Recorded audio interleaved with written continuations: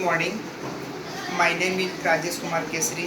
I am Hindi teacher for Baroda international school.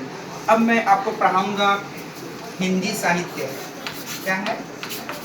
Hindi साहित्य। ठीक है, हिंदी साहित्य पाठ 3। पाठ 3, ठीक है, क्लास 5 का। ठीक है, अब हम लोग पढ़ेंगे आज मीठी वाणी बोलिए। इसका शीर्षक क्या है? इस पाठ का शीर्षक है मीठी वाणी बोलिए, है ना? मीठी वाणी बोलिए,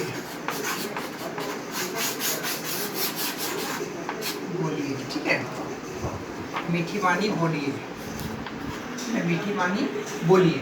ठीक है, अब देखिए मीठी वाणी बोलिए।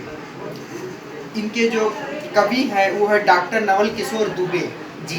ठीक है, मीठी वाणी। अब देखिए इस पाठ में मीठी वाणी बोलने के लाभ पर बल दिया गया है। मीठी बोली बोलने वाला सारी दुनिया को जीत सकता है। मतलब इस पाठ पे जो हम लोग पढ़ेंगे वो मीठी वाणी के लाभ पर दिया गया है। ठीक है, मीठी वाणी बोलने से सारी दुनिया को जीत सकता है।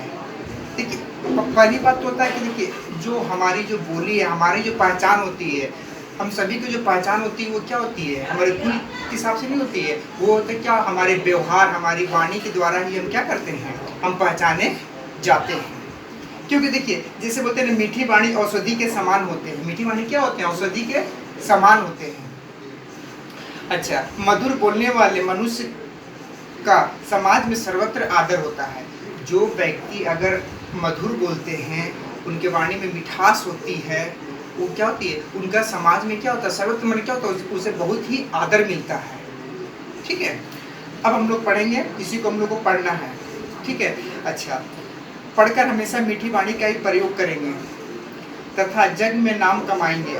आइए हम लोग जैसे देखिए बच्चों, जो भी हम लोग को हमेशा दूसरों से मन क्या होता है? मीठा वाणी बोलना चाहिए, मीठी बोली बोलनी चाहिए।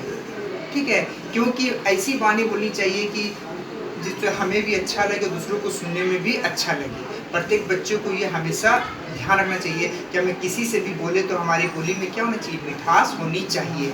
आज उसी पाठ को हम लोग पढ़ते हैं। ठीक है, एक बार की बात है, एक जिज्ञासु व्यक्ति चीनी महात्मा कन्फ्यूशियस के पास पहुंचा और उनसे पूछा, महात्मा ये बताइए कि दीर्घजीवी कौन होता है? देखिए जिज्ञासु मतलब क्या हो गया?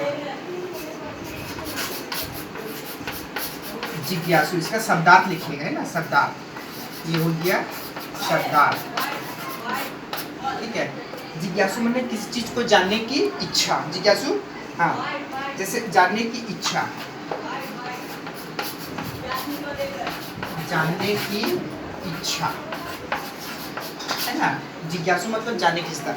एक बार की बात है, एक जिज्ञासु व्यक्ति चीनी महात्मा, एक जो जिज्ञासु मतलब वो जानना चाहते थे और वो चीनी महात्मा के पास गए। उनका नाम क्या था? कन्फ्यूशियस, है ना? अच्छा, के पास पहुंचा और उनसे पूछा, महात्मा ये बताइए कि दीर्घजीवी कौन होता है? ठीक है, अब देखिए दीर्घजीवी मतलब क्या होता है? लंबे समय तक जीने वाला। दीर्घजीवी की क्या हो जाएगा? दीर्घजीवी, जीवी क्या हो जाएगा? लंबे समय तक, लंबे समय तक जीने वाला, लंबे समय तक जीने वाला। ठीक है, यस।